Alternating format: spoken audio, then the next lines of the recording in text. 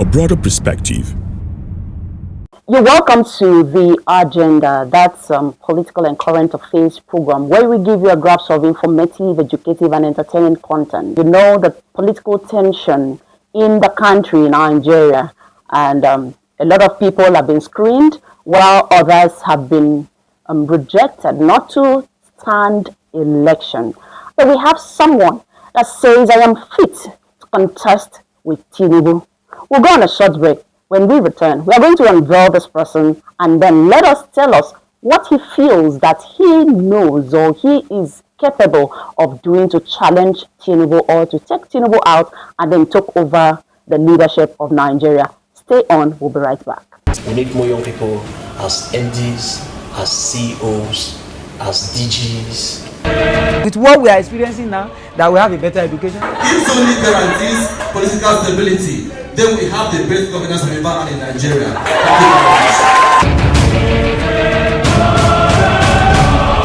If you have a solution, you will be engaging with people who are major decision makers. But I believe when you coexist, your own is my own and my own is your own.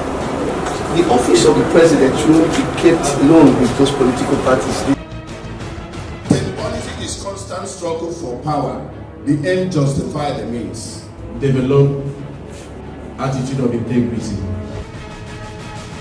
At what age is a youth emotionally, intellectually fit to vie for a political post in Nigeria? You are only young once. And if you work it right, once is enough. If you are in that office, be able to deliver on the expectations of that office. You cannot be effective as a leader without leadership.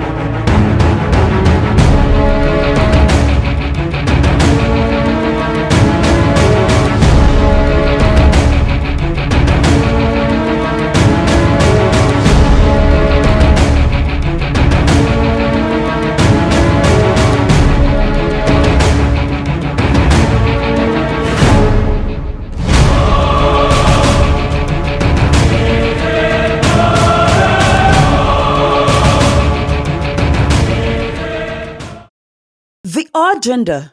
Giving the masses a grasp of informative, educative, and entertaining updates on current issues while guiding them to follow the latest development in the society. Beam TV, a broader perspective.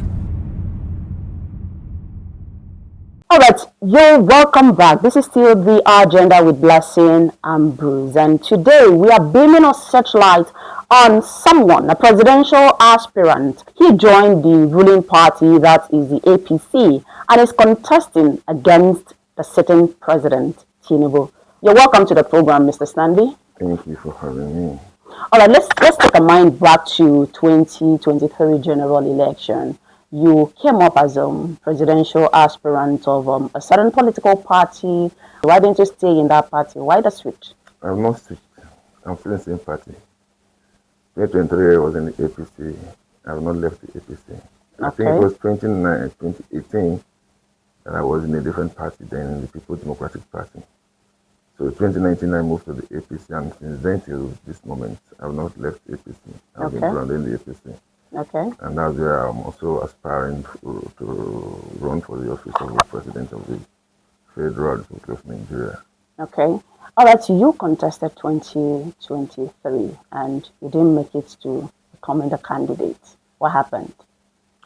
In 2023, what I did was to give my support to the current president. Okay. His Excellency President Bola Ahmed Tinubu, GCFR. I came out in 2023, but along the line, I had thought, and also with speeches, advice, and everything from. Okay. So why do you choose to contest against him? Since you supported him in the first term, does it mean that he's not doing well? We have seen some level of development here and there that he's been embarked. He has backed on. When we talk about Nigerians, the All Progressive Congress members are not an exception. We are all part and parcel of Nigeria's population. And I think our party did listen, and about a month now, or less than a month, the president have appointed a new minister for power. He did not only do that, he also got someone to head a task force to see how the plans, programs, and policies are executed accordingly. I have plans to industrialize Nigeria. I believe that when we are able to create a lot of industries, you have production. And production brings funds, it brings in resources for you to, financial resources, for you to do a lot of things. Then the chain of production too, the value within the chain too, will bring in a lot of resources to Nigeria and to its citizens too. I also looked at the new path.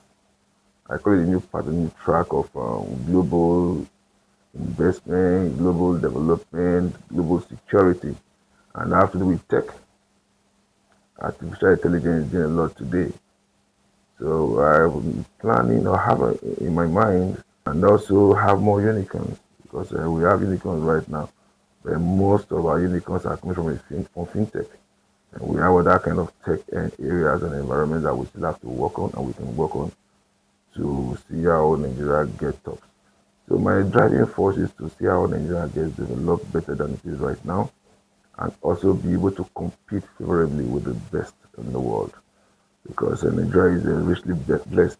We have human population, so labor, we don't really have to struggle for that. We have land. What we need is just capital. We have capital, maybe entrepreneurs. Those are the two factors of production. I believe that we will strive to impute into the other two.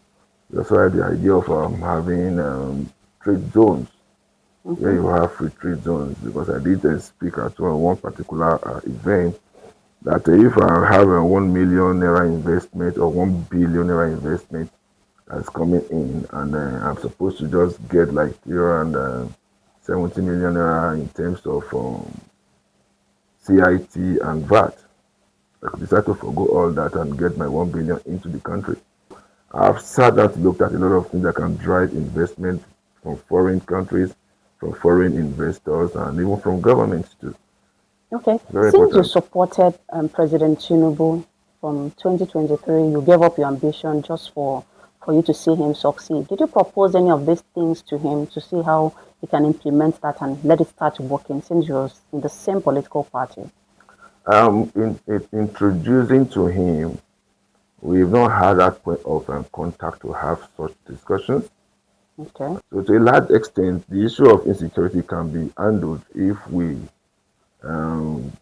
create this environment and this spirit of inclusion.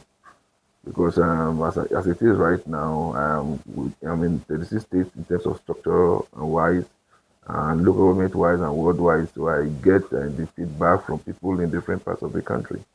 I know their complaints, I know their pains, and I think from what they are saying, if I can get that as an intelligence and work with it to a large extent, we can see how we'll see that the issue of security will be reduced to the barest minimum, drastically. Okay, have you discovered the challenges that youth face, that they only use them during political campaign period and during governance, they are being relegated to the back seats? And that is one of the reasons why I am within a system right now, running for the office of the president. I know the help I give to people. Sometimes I give scholarship to some, and a lot of things. So we should work harder, every one of us, not just me, because when it comes to execution of plans and everything, you need a whole team to carry it out. So if the team is not working, then the youth that we are talking about right now will not get any benefit from the system, because most youth just feel like, oh, the system is not favoring them and things are not working well. They will tell you they don't care about what goes on. Let the government do whatever they like. Let them just find a way to get their own things done. But if they continue like that, the system may not work the way they want it to work for the youth. So, okay, maybe we'll take you on Faces of Influence so that we'll get to know some of the things that you have done. But finally, if at the end of the day you don't emerge the winner, what will happen?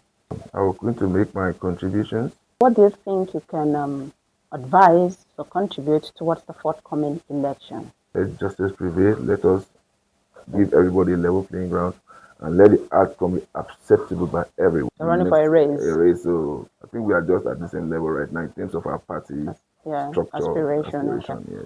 All right. Thank you so much, Mr. Osifo Stanley, for making out time to be with us. That's the size of our package. Always stay on with the agenda on Beam Television. My name remains Blessing Ambrose. Let's do it together. Always tune in. Make sure you're part of this program. Beam TV, a broader perspective.